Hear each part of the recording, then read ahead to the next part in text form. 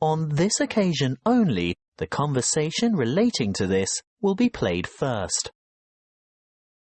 Good afternoon. My name is Kelvin Jones.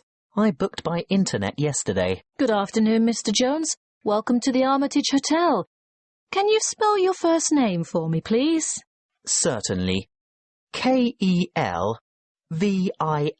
Thank you. Do you have your booking number? Or perhaps you printed out your confirmation? The guest's first name is Kelvin, so K-E-L-V-I-N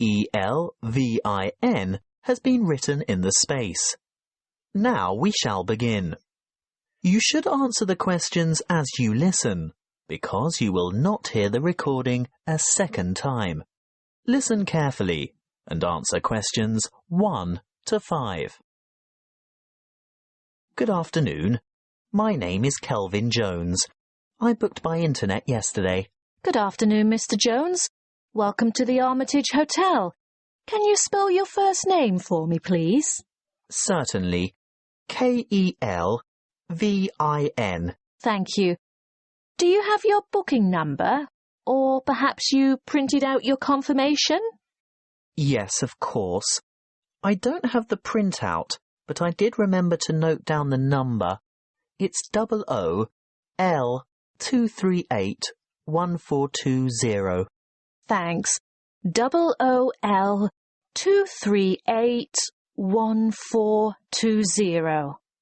Oh, I see you've stayed with us before. Yes, on several occasions. And do you still have the same vehicle registration number? HQW5919? Well, no. This time I have the company car. And what is the registration number? Oh dear, I can't remember. Hang on a minute. Here it is on the keyring. HUV 3331. Thanks. HUV 3331. Now, today's the 21st of May, and I see you've booked a deluxe room on the 5th floor, room 501. Really? I booked a deluxe room? I usually only ever have a standard double room. It's the off-season, Mr. Jones, and we've upgraded you. How nice. And what does the deluxe room have? Is it as good as a suite? Almost. It has all the usual, plus a spa bath, fully stocked bath fridge, a king-size bed, and a balcony. Is there a view from the balcony? Yes. Is that a view of the bay? Yes, and a glimpse of the Blue Lagoon as well. Very nice. I hope it'll be warm enough to sit out there. We can't guarantee the weather, Mr. Jones, although we do try to make your stay as comfortable as possible. Thank you. Now that you mention comfort, is it possible to have some extra pillows, please? I have a sore shoulder, you see, and I need to prop it up at night, or I don't get any sleep. Well, you'll find pillows on the bed, of course, and we can send up a couple more later. Well, I'd appreciate that. One more thing. You paid by credit card over the internet. Can I see your credit card, please? Oh, of course. And some photo ID? What would you like? Driver's license? Yes, that's fine. You're staying for 5 days, is that right? That was the original plan, yes. But the conference has been cut short by 2 days because the keynote speaker is ill. So I'll be going home on Wednesday. So that's just 3 nights in all. Afraid so. Before you hear the rest of the conversation, you have some time to look at questions 6 to 10.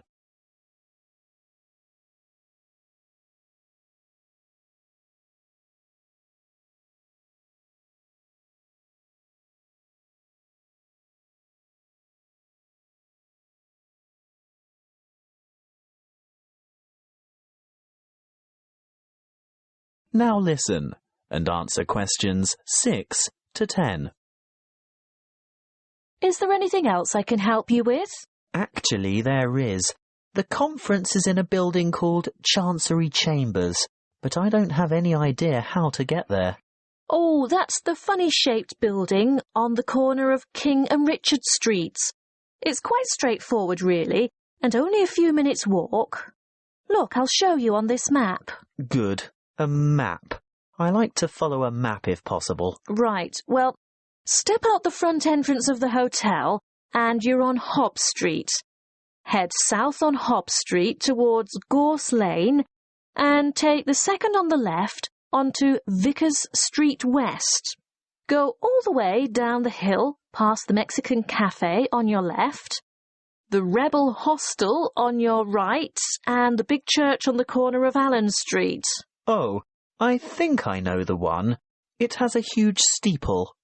Yes, you're right. When you get to the bottom of the hill, you'll have to cross over the main street. What's the name of the main street? Mill Street. Mill Street. Ah, yes, there it is. Cross the main street and continue on to Vickers Street East. There's a big bank next to a bookshop on the corner. Go up the hill towards the entrance to the park. I've heard it's very beautiful. Oh, yes. Well worth a look when you've got some free time. Anyway, don't go in the park. Turn left into Kitchen Street. You'll walk past Bowen's Bistro. Actually, probably the best place to get a good lunch at a reasonable price. After Bowen's, take the second left into Baker's Lane. It's a very short street. Then take the first on your left onto King Street, and you should see the Art Deco Chancery Chambers building a bit further along on the corner of Richard Street. Oh, thank you for that. I'm most grateful. That is the end of section 1. You now have half a minute to check your answers.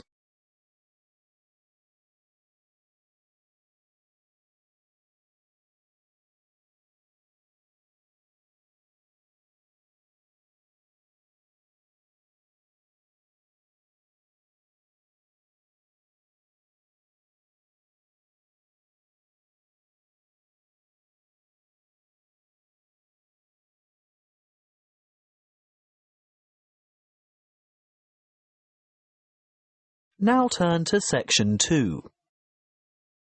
Section 2. You will hear a recorded message by an employee of an investment society giving information about savings and investment options. First, you have some time to look at questions 11 to 13.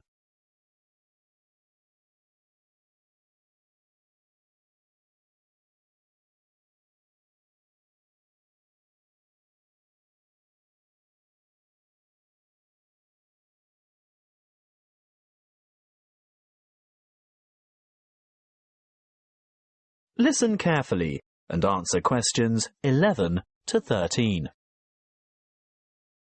Welcome to the information line of the State Investment Society. Why would you choose to put your money into an investment society and not a bank? Well, SIS offers everything you'd expect from a bank, but the difference is we're a cooperative.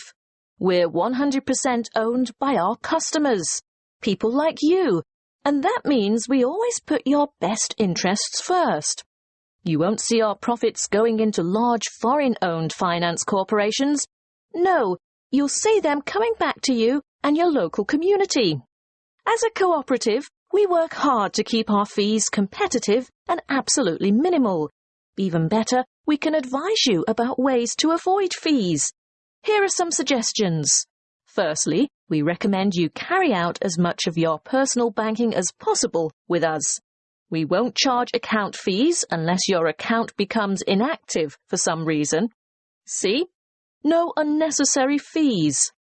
Secondly, if you maintain certain minimum account balances, you won't have to pay any transaction charges for transferring money between any accounts that have the same customer number, although there may be some service charges that apply, such as the establishment of automatic payments. So, how can we help you? Before you hear the rest of the talk, you have some time to look at questions 14 to 20.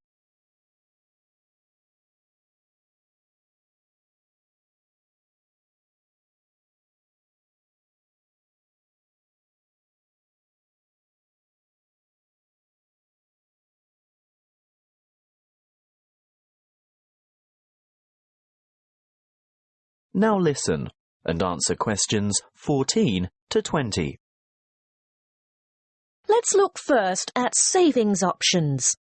We can give you 3 options. Our internet account earns you interest from your very first dollar deposited. You don't have to maintain a minimum balance, and you earn a good interest rate from the start. Interest calculated daily and paid into your account monthly. You always have immediate access to your money by using the internet, text or telephone banking. What's more, there are no account or transaction fees.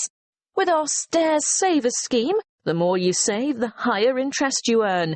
Again, there's no minimum balance, but as your balance grows, you'll earn higher interest rates. There are 3 interest tiers, or steps, plus bonus interest. Interest is calculated daily and paid monthly. Now, what about access to your money? You are free to make as many withdrawals as you like, but if you restrict them to 1 a month and your balance increases over that month, then you'll earn that bonus interest. With our simple saver scheme, access is available anytime and we don't impose penalties for withdrawals. This scheme has 1 interest rate, no minimum balance, and interest is calculated daily and paid annually at the end of the financial year, the 30th of June. So, you can see that savings accounts are ideal if you're starting from scratch. Do you know you can open a savings account with as little as $10? They're usually the best choice for short-term financial goals. For the longer term, we recommend some kind of investment account. Let's take a look at our investment options. Starting with the safest, the most secure, low-risk option is a basic term deposit, starting with a minimum deposit of $1,000. Interest is calculated daily, but you can choose whether to have it paid out monthly, quarterly, or at maturity. What we recommend if you really want to see money grow is having interest compounded quarterly.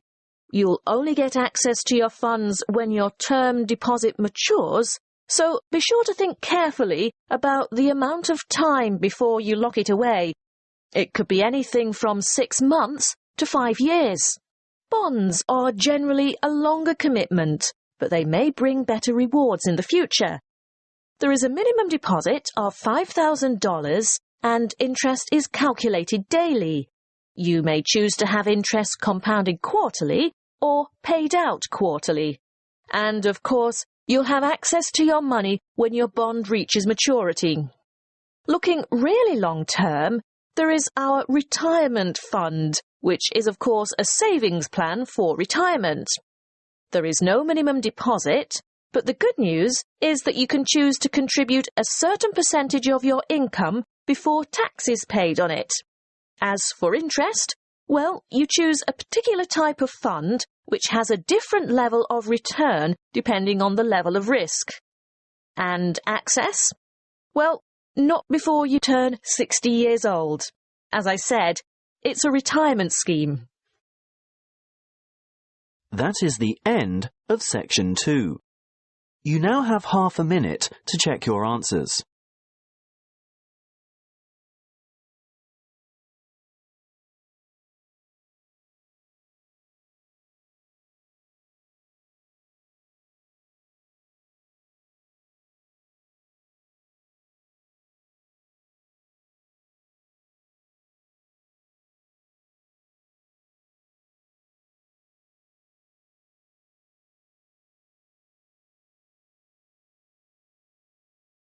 Now turn to section 3. Section 3. You will hear a conversation between 2 students and their professor, who is asking them to organize a panel discussion for an upcoming conference. First, you have some time to look at questions 21 to 23.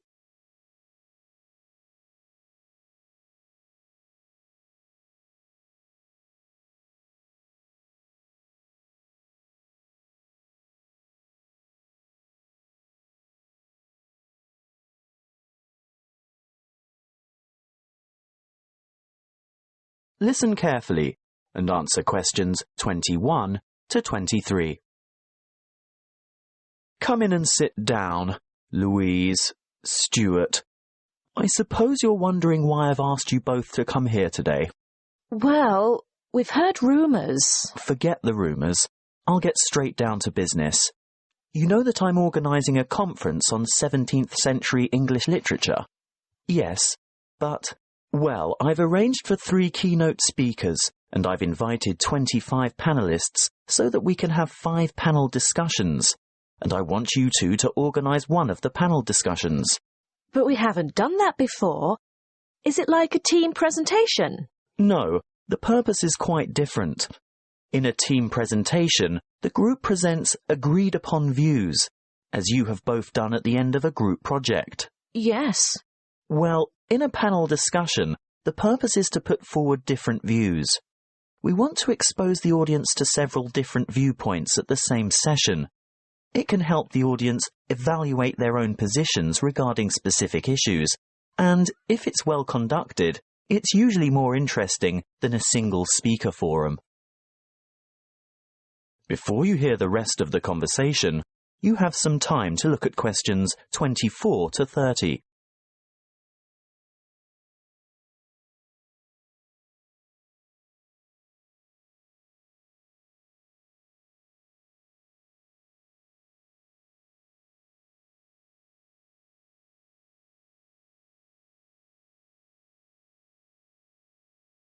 Now listen and answer questions 24 to 30. And what exactly do we have to do? Well, you'll take the role of leader or moderator and assistant. Is that like the role of chairman? Yes, that's it. Sounds daunting. Not at all. I've already done a great deal of the preparation myself. Let me run through the procedure with you. I've singled out an issue that will entail quite some conflict of opinion.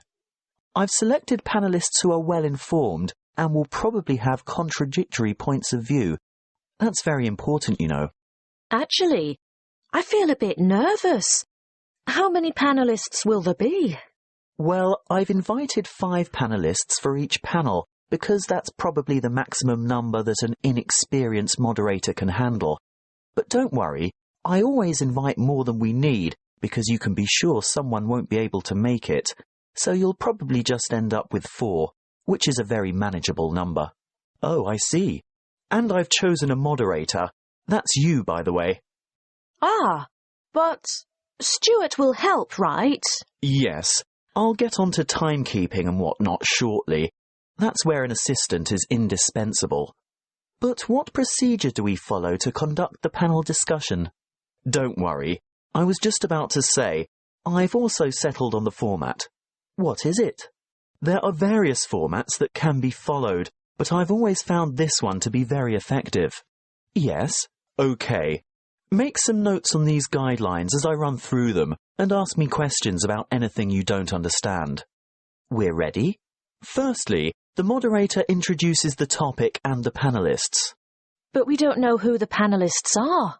Don't worry, I've prepared a short biographical introduction for each one of them, and I'll give you that information tomorrow. Oh, good. Next, the panellists are given a set amount of time to present their views on the topic. I'd say about 2 minutes each should be sufficient. Now, this is where Stuart's timekeeping is going to be important. You have to keep to the schedule all the way through, because the lecture room has only been booked for an hour. How do I indicate when the time is up? You stand off to one side of the panel, either with your back to the audience or hidden from the audience, but in full view of the panel and moderator. You have a digital clock or timer, and you hold up the appropriate number of fingers to give the number of minutes. When the time is up, you make a cutting gesture with your hand. Ah, but what if the panellists keep talking? Then that's your job to politely intervene and move on to the next segment, which is the discussion itself. Panellists discuss, ask questions, and react to the opinions of other panel members. This, of course, is their primary function and should occupy about 60% of the allotted time. Stuart will watch the time, right? Yes, because you'll be making brief notes. Why? Well, when the time's up, The moderator shuts down the debate and provides a summary of the discussion. Oh, and then it's over? Well, no. The secondary function of the panel is to answer questions from the audience, and that should take up the remaining 15 to 20 minutes. It's the leader's role to recognise appropriate questions and reject those not related to the subject. During the question period, you must maintain strict control, and this will most likely be the toughest part of the whole job. Oh dear. Stuart will of course help you here by ensuring that as many people as possible have a chance to ask their questions, and that no one member of the audience tries to dominate. With about 5 minutes to go, he'll announce that there's time for only a couple more questions, then announce, last question. And then it's over? Not quite. You still have to acknowledge the involvement of the panellists and invite the audience to thank them with a round of applause. Should I clap too?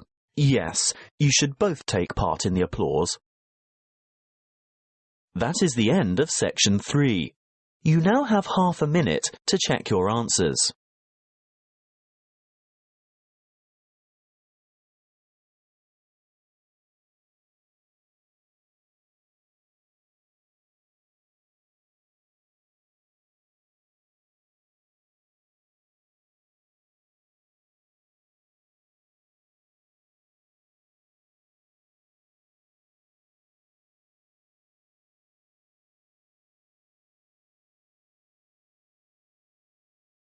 Now turn to section 4. Section 4. You will hear a talk on hydroelectric power. First, you have some time to look at questions 31 to 40.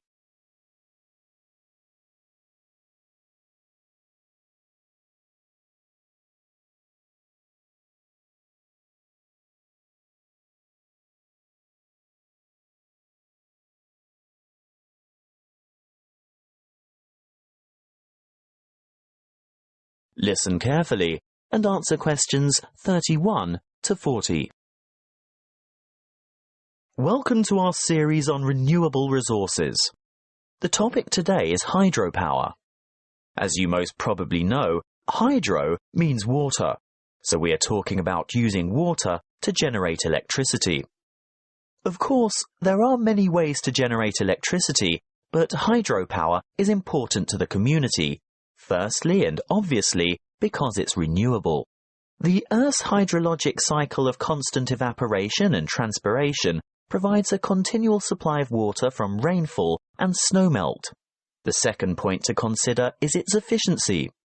Hydropower plants are able to convert approximately 90% of the energy from the falling water into electric energy, whereas many fossil-fueled plants lose more than half of the energy content of their fuel by way of waste heat and gases.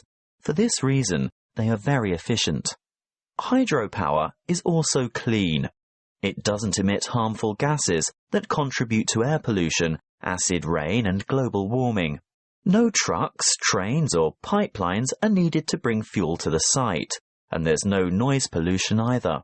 Furthermore, hydropower plant machinery is fairly simple and runs at slow speeds, which makes it reliable and durable.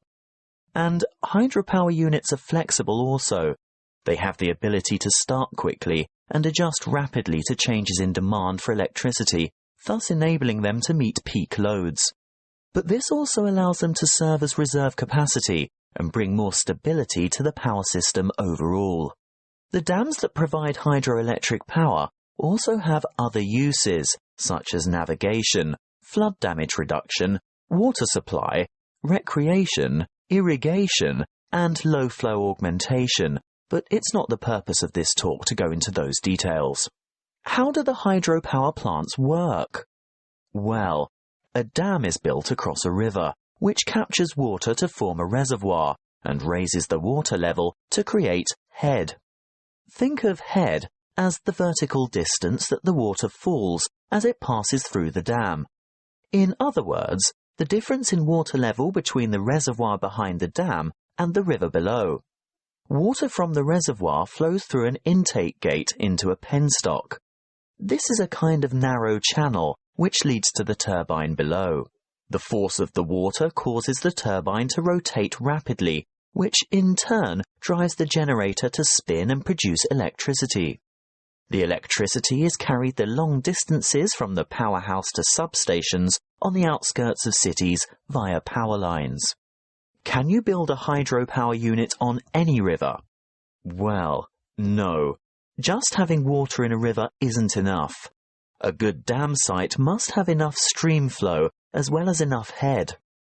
A fast-flowing river on the plains is probably not suitable because a dam couldn't be built high enough to provide the head needed for efficient production of electricity. On the other hand, dams in arid high country may have plenty of head but insufficient stream flow.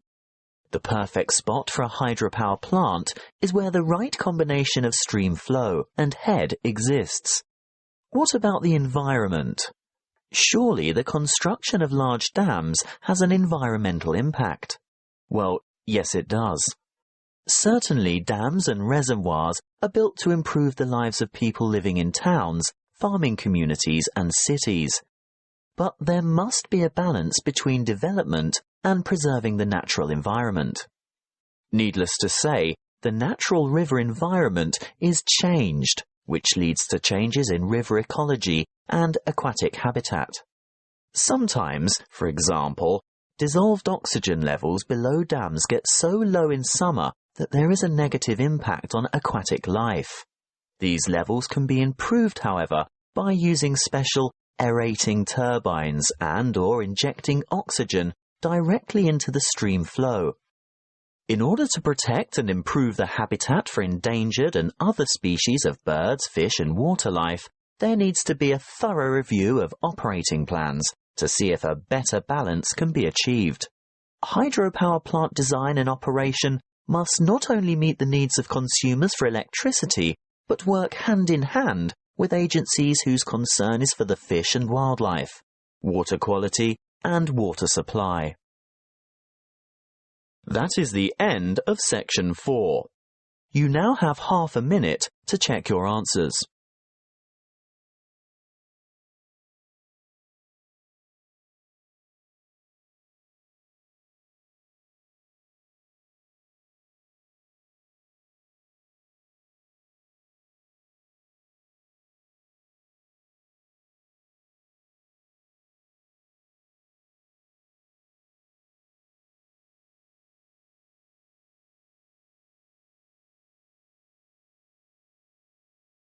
This is the end of the listening test. You now have 10 minutes to transfer your answers to the listening answer sheet.